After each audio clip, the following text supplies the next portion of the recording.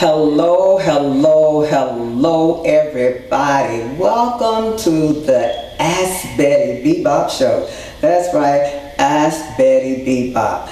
I'm going to share a lot of things with you throughout this series, but today we're going to focus on relationship issues. Now, Steve Harvey, let's give him a shout out because he's done a wonderful job of telling women how to deal with men and telling us about the male's perspective, because we, for so many years, we've been in the dark about what men think. I haven't, but so many people have, okay? Now, however, I'm going to come to you from another perspective, from several other perspectives. Just think of me like your mama, and I'm going to tell you some of the things that you should know. All right. First of all, since we're going to talk about relationships tonight, that's what we're going to focus on. But there will be several other series. We're going to talk about financial aid for classes, how to get through college, because I've also been a college professor most of my life in the areas of speech, theater, and mass media. Also, we're going to talk about HOAs. We're going to talk about consumer affairs. We're going to talk about predatory loans. We're also going to talk about bad builders, and we're going to talk about credit and how it hurts you and how it affects our community. But today we're going to talk about gender communications, which is an area that I've researched a great deal, in addition to living life, and in addition to having so many women come up to me and ask me the same question, so much so that one of my girlfriends, Tawanda Terrell, said, Betty, you need to get your own YouTube show so that you can just share all this information with more people and so that everybody can gain from it. So I hope you do gain something from it. Remember, it does not, or I should say, it will not apply to everyone. All right, there's no big cookie that fits everybody. It's going to resonate, however, with some of you, and some of you will be able to benefit from it. Okay, first of all, I'm going to do like a basic lesson like I would in my class, my college class. We're going to talk about the communication process. The communication process is you have an encoder, which is the sender. That's the person that's sending the message. And you have a decoder. That's the receiver. That's the person that's listening to the message. Now, the problem with that is in gender communication, men and women encode and decode totally different. All right? Women, when we're encoding and sending messages, we like to talk. We like to talk a lot. See, I'm talking now. Yeah, I didn't want to talk about my hair, y'all. I just changed my hair color. Oh my God, I don't know what I'm going to do next. I'll turn purple, but what the heck. And I said I'm going to do silver gray. Hey, you don't live but once. Do you? But anyway, I digress. Let's get back to communications.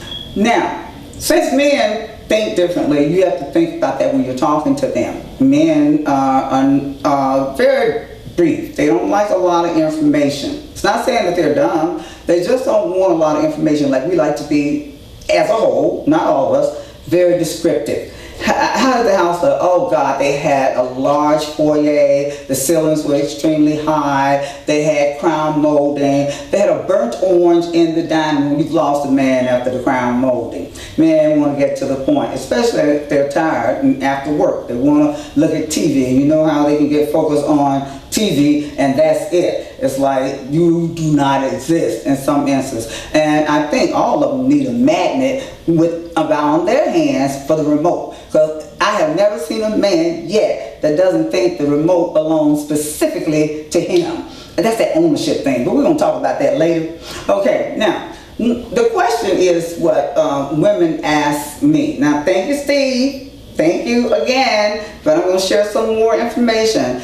Women are always asking me, especially between the ages of 35 and 45, why can I not get a man? Why am I having so much difficulty finding a man? Why is it so difficult to date? Okay, there are some rules that are still applicable even if they were back in the old days. My mother used to say, and we used to call it sofa sitting back in the day. They didn't allow you just to go straight into the car with the man. The man had to come over and sit on your sofa and talk to you, and he did it within a specific time frame, and then he had to take his butt home. Okay, and then maybe when you were 16, you could go out on a date. So, but my mother used to always tell me, when my first boyfriend said he would probably come over about 10 o'clock, my mama said, oh hell no, he will not be coming to this house at 10 o'clock because he's taking out the good girl, the one that he wants to show off at 7 o'clock in the daylight. Ladies, don't be a creepy. Y'all heard me? Don't be a creepy. What is a creepy? I get that from my students. I know what it is. That's somebody that they creep with after dark. When they come over to your house at 11 o'clock, there's nothing else to do but go to bed. Okay? If he can't take you out at a regular time in the daylight, then you need to consider him a person that's not an option for you if you want to be respected and if you want to have a mate. Now, if you don't want to have a mate, there are many women now that don't want to have a mate. Basically, these rules don't apply. You can just kind of do your own thing. But if you really want to get married, these are some of the things that you have to think about. Now, women ask me a lot at 35 and 45 because they, at that age, that seems to be the danger zone. People think, oh, my friends have gotten married, I've been in so many I've been in so many weddings, so many bridesmaids dresses, I don't have it, my biological clock is ticking, etc., and I have not found a man yet. All right, first of all, you need to just stop concerning yourself with that. Start feeling good about yourself, because you think about all those things, that's going to make you feel real bad. It'll make you feel like you are unworthy, and you are worthy. Please, let's say that with me. You are indeed worthy. This is what I want all of you out there to do. When you get up in the morning, after you brush your teeth, comb your hair, looking good, you look in the mirror and you tell yourself how good you look. This is called the self-monitoring process.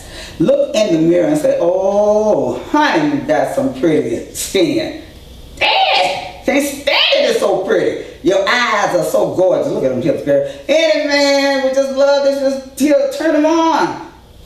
Build yourself up. Tell yourself that every morning. Reaffirmation, okay, and believe it. Don't go out there and dish yourself. Next thing. When you are looking for a man, go to places where men will be available and are on the same wavelength that you are. The theater, the museum. The club is not the only place to go. There's nothing wrong with the club. Let's go to the club. I stay in clubs. I don't have a problem with the club. However, alcohol is involved. So therefore, it's going to be some interruption in the communication process, all right?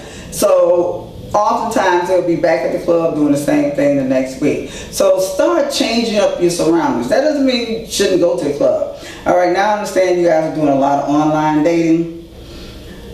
The jury's still out on that. That's up to you. But when you meet, just make sure you're in a nice public place. And please start dating him for a while before you start getting really involved. Find out everything. Find out the history. Find out about baby mamas. All of those things are very important. Secondly, start thinking of a hobby for you.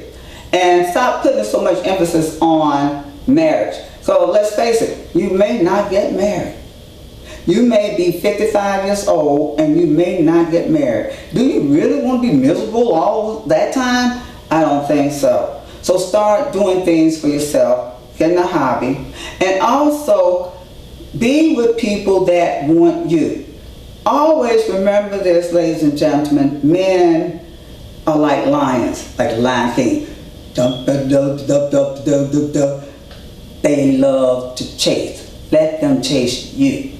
And remember, can't hurry love, oh, you just have to wait, because love don't come easy. It's a game of give and take. That's right. Until the next time, Betty Be-Bop signing out.